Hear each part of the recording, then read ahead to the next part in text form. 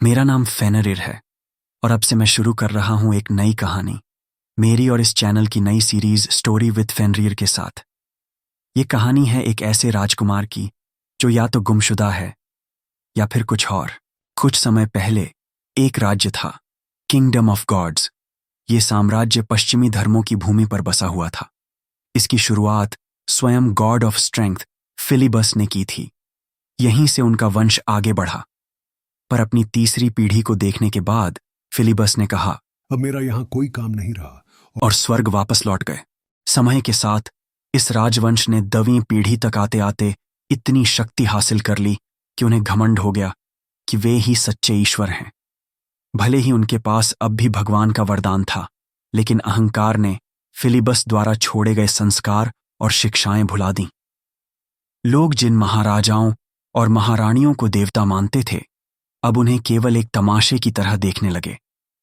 लेकिन जब इस वंश की 18वीं पीढ़ी आई, तब 2 राजकुमार पैदा हुए।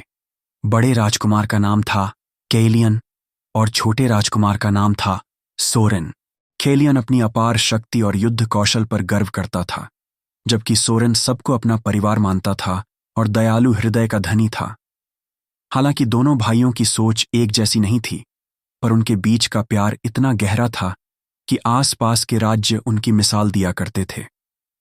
सब कुछ सही चल रहा था, लेकिन एक दिन सोरेन ने देखा कि शाही दरबार का एक भ्रष्ट सदस्य अपनी शक्ति का गलत इस्तेमाल कर रहा है। वहीं के वहीं उसने उस सदस्य से उसकी सारी राजनीतिक ताकत छीन ली और उसे कारागार में डाल दिया। जब वह भ्रष्ट सदस्य जेल से रिहा हुआ, उसकी आंखों में केवल नफरत और प्रतिशोध की आग थी। उसने खुलेआम कहा, सोरेन ने मुझसे मेरी ताकत छीनी है, मैं उसकी हर चीज छीन लूंगा। धीरे धीरे उसने दरबार के बाकी सदस्यों को अपने साथ मिला लिया। झूठ और चालबाजी के जाल में उसने रानी विक्टोरिया के मन को भी फंसाना शुरू किया। वह रोज रोज उसके कान भरता। महारानी, आप फिलिबस की सच्ची वंशज हैं, आप ही असली देवी हैं। अगर सोरेन जैसा कोमल और कमजोर उत्तराधिकारी इस राज्य का वारिस बना तो किंगडम ऑफ गॉड्स की नींव हिल जाएगी। शुरू में विक्टोरिया इन बातों पर विश्वास नहीं करती थीं, लेकिन दिन ब दिन बार बार यही सुनकर उनका हृदय धीरे धीरे बदलने लगा। वो माँ जो अपने दोनों बेटों पर जान छिड़कती थीं, अब उसी के दिल में घमंड और कठोरता ने घर कर लिया। दरबार में उनका स्वर गूंजता, मैं ही असली ईश्वर हूँ और इस साम्राज्य में मेरी इच्छा ही कानून है। और इसी क्षण से किंगडम ऑफ गॉड्स में धीरे धीरे तानाशाही का जन्म हुआ। कुछ समय पहले किंगडम ऑफ गॉड्स में शांति थी, पर भ्रष्ट दरबारियों की चालें धीरे धीरे राज्य को अंधकार की ओर धकेल रही थीं।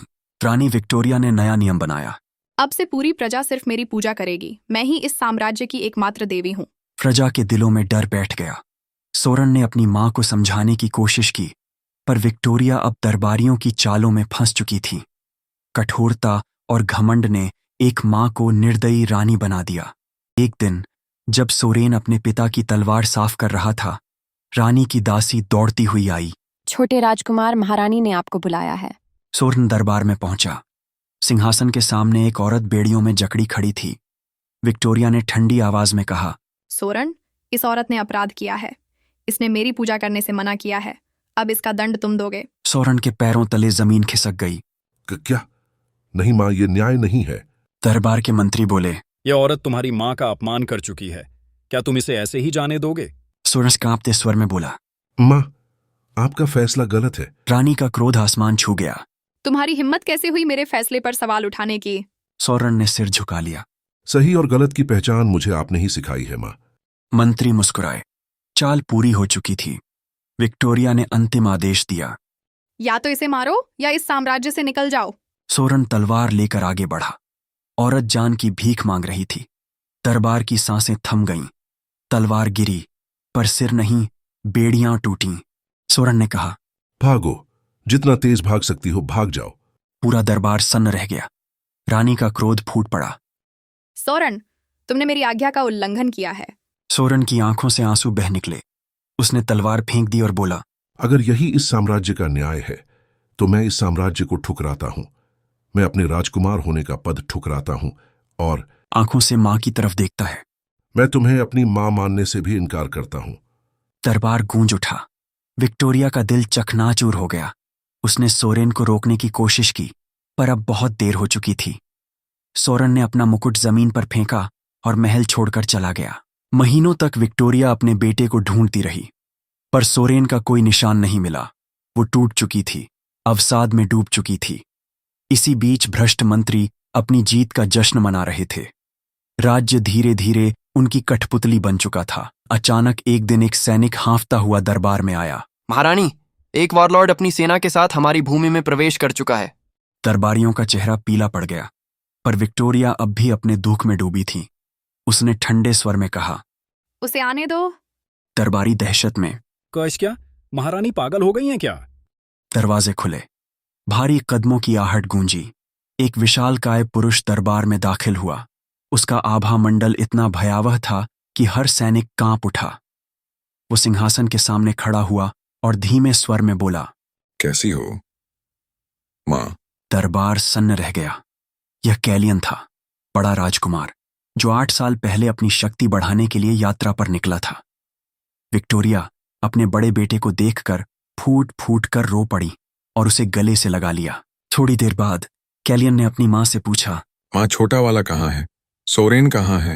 यह सुनते ही विक्टोरिया की मुस्कान गायब हो गई। उसने नजरें झुका लीं। कैलियन की आंखें चौड़ी हो गईं। मां, क्या वो मर गया? विक्टोरिया ने तुरंत उसका मुंह बंद कर दिया। आंसू उसकी आंखों से बह रहे थे। कैलियन के भीतर तूफान मच गया। इसी बीच एक मंत्री बोला, हमें तो लगता है कि सोरेन अब गद्दार बन चुका है। पर उसका वाक्य पूरा होने से पहले ही कैलियन ने उसकी गर्दन उड़ा दी।